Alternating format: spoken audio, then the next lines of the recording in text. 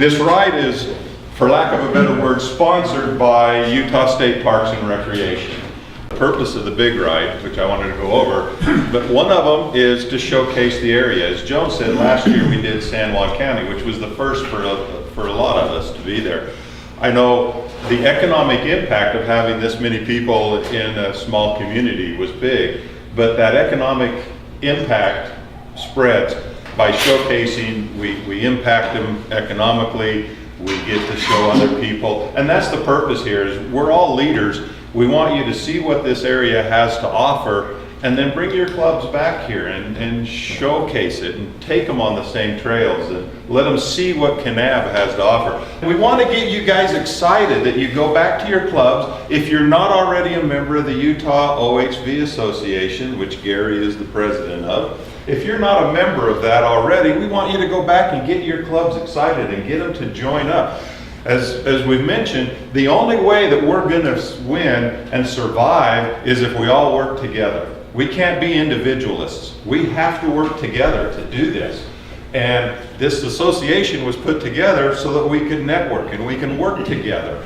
And we can't do that if we don't have the membership, if we don't have people being involved. But we'll turn it over to Chris. Well, first and foremost, I just really want to extend a personal thanks to the committee and then also to the UDAS Club. Each of you gentlemen, along with the other members that will be providing dinner tonight, cooking that, is a great impact. It was kudos to that. A couple of things we just want to share is we want each of you to have fun. I think that's the number one important thing that sometimes we get lost. There's some really, really good people here from different organizations. You got multiple past various council members, both in Fred and Dale Grange, and then you have a current council member in Nick Glidden. So there's things there that you can rely upon and talk with them about. 12 years ago we started, Bill Thompson started the Big Ride, and Bill Thompson was the previous OHV program coordinator prior to Fred Hayes. And Bill had this vision of bringing different members of different clubs from across the state to see new riding areas and to champion that cause and to increase that networking and that discussion amongst the OHV community. More importantly, take advantage of this opportunity. I know each of you will. It's a great way to network, and we're looking forward to having a lot of good memories built on this lucky Big Ride 13. But with that, like I said, go have fun, be safe. Make sure you take advantage of the great wealth that's in the room and share some of those valuable memories. The premise of the Big Ride has almost always been town to town to town, and that was the first premise, was to show that we could go. And we started in Panguitch and went to Duck Creek and back to Panguitch and then over to Beaver, back to Panguitch, and we've a lot of different things to show that we can, there's a trail system that you can get all over the state. And that was a lot of fun. And like I said, as it started, we had speakers in the evening, and the state parks got involved. And they just kind of invited people to come that were leaders, the Forest Service and the BLM and Garfield County folks. And we did that, and that was the roots of the Big Ride. We still want to have a good time, showcase, but it's really important that we network and that we stand together, because I guarantee you our opposition is standing together, and they got a whole lot of money to fight us. So we need to get our clubs organized, we need to get them together, and we need to stand together and fight, or else we're all going to be hiking instead of riding. I wanted to just mention one thing to make this obvious to everybody. The trail that we're going to be taking out of town today is something we developed a few years ago, because you used to have to go up the highway and around the curves where the reservoir is at. And actually the state highway patrol was on the edge of ticketing us for riding up the road. So we developed this trail that we're going to be taking this morning. It goes up the state highways, it goes through state land, it goes through BLM, it goes through private. To get everybody's approval and get that done, to get up there and not have to take the road, is what we're going to be going through. And then the bridge was the last link to put this whole thing together so we could ride from town. So that was great. We're gonna stop at the bridge, and Tony and Ray and Chris to talk about the history of the bridge. I just wanted to give you a little history about this bridge. Back in 2012, this place was flooded and we couldn't get across it. And the only way to do it was come up the highway.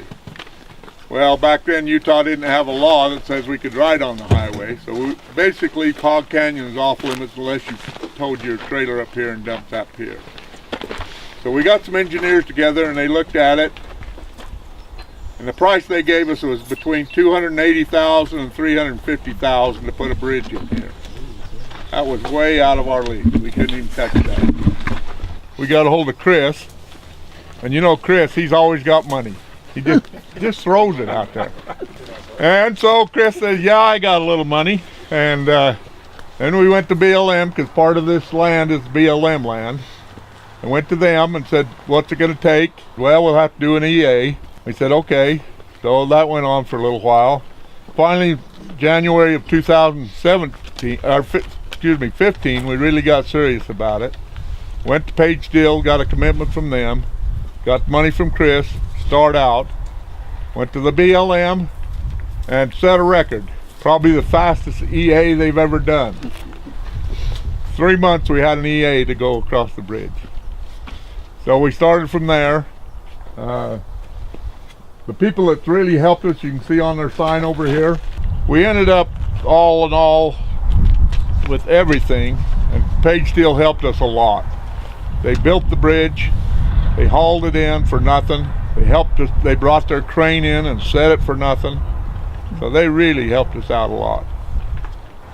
So today we were into it about $70,000. The water has been over the bridge at least twice. It's filled up that far. The water just keeps building up unless they sluice the dam down here. I don't know if you've seen the dam that we went by, but once or twice a year they'll sluice that to get all the sand out. And when they don't sluice it, then the water backs up and the sand settles in and it comes up to the bridge. I came out here one time when it flooded. I was a little concerned about it, and I found Ray standing here. Remember that? Tears coming down his eyes. I wish he'd taken a picture. I thought he was going to commit suicide, and I gave him some advice. This bridge isn't that high. Yeah. And right now, with the water going through, it's not going to do anything to you. And he said, no, I'm just worried about the bridge. And I'm thinking, how are we going to come up with the money for this? And I'm up there thinking, and I hear this, Ray! I'm looking, what the heck? Ray! And it's Harry in his little kayak under the bridge. And I said, you're just the man I wanted to see. I need some money. I heard him praying. I said, Ray, and he kept looking at me. Holy Harry. And he got really scared when it was coming from down there. That's where I knew who it was. But anyway, the BLM did support us on that end of it also. The state parks was a huge part of it. The county actually put in quite a bit of money on this. The BLM along with Page Steel, but to raise that other end, that was about another $2,500 I think that the BLM came up with to do the little modifications, open the two ends up and raising that other side up. I remember when we did the ribbon cutting ceremony, the landscape person, he said something, he had close to 250 hours of volunteer time where he brought in his own equipment to do some of the banks, and as far as the riprap and things like that, that may have not have been sustainable over the years. And of course, once when a facility gets in place, the important thing is to make sure that it alleviates the maintenance either on the club or the land managing agency, because that long-term maintenance can be cost prohibitive a lot for the folks within the governing authority, whether it be the county or federal or state agencies. And so when Tony and the club says we didn't put a lot into it, I beg to differ. I bet you there's probably pretty darn close to, just my guess, 400 to 500 hours of volunteer time. Oh, yeah. Just between the travel time, the communication, coordinating efforts. I know that Tony, the way Tony works is something I really appreciate. He hand delivers applications and says, sign now. while he's got you, rather than, well, there's this email, would you mind reviewing the application and signing it or the agreement? Tony doesn't work like that. And I think there's something that goes beyond that in the club itself, is that, hey, most of you know that in certain situations, the best way to build a relationship is based upon trust. And when those land managing agencies or county officials, or when they trust and they hear and they see you standing out in the lobby or across from their desk, that and they know you have good intentions, you're just not there to bash or to complain or to point out their inadequacies. It's more important to say, hey, we all work together. Everyone benefits from this true multiple use bridge. Yes, it is greatly and has significantly enhanced our motorized recreation access to build a connectivity, but it also provides multiple use. And in the end, I think when the sun sets, it doesn't matter how we get to wherever we're trying to get to at the end of the day. Nobody should judge us for the way we want to get there at the end of the day. We just like to do it on one of these compared to maybe our own 2 feet or a pedal bike or other items. In the end, it's about having the access and valuing that. So a lot of credit goes to the club. As Tony had alluded to, took 4 years, and some of us have been around. We've had trail systems 20 years. We've had trail systems 30 years. We think we got to struggle just trying to get, a loop connector done in 3 months. It does take some planning. And over that time, I think it's important to come right back full circle, is don't get frustrated, because you're actually building political capital and you're developing that trust, that rapport with those particular partners. That's all I have to add. Well, that's it. We can head back to town for lunch now. Right, thank you. It's always good to meet you. We have Mark Havishot, who has Mark and Tony Wright are the 2 local Kanab people that were on our committee. They, in all honesty, have done the majority of the footwork. They've really done a lot of work pre-writing the trails, getting our meals put together, talking to Houstons and doing that. So thank you very much. If this is a success, I will take all the credit. If there's issues with the ride and it's not a good one, it's Mark and Tony's fault. I don't think anybody, unless they've been on the committee to do this, understands the amount of work that goes in to put something like this together and to make sure that we have speakers, we have meals, we have places to stay, we have trails that are actually open. It's a lot of work. I read a letter here that I believe was dated in 1999, 2001, that made a proposal for the High Desert Trail system. And other people came along the way, and we've gotten some amazing trails across the state. I've taken some of those original correspondences and statements in there and trying to direct towards our local elected officials in Beaver County.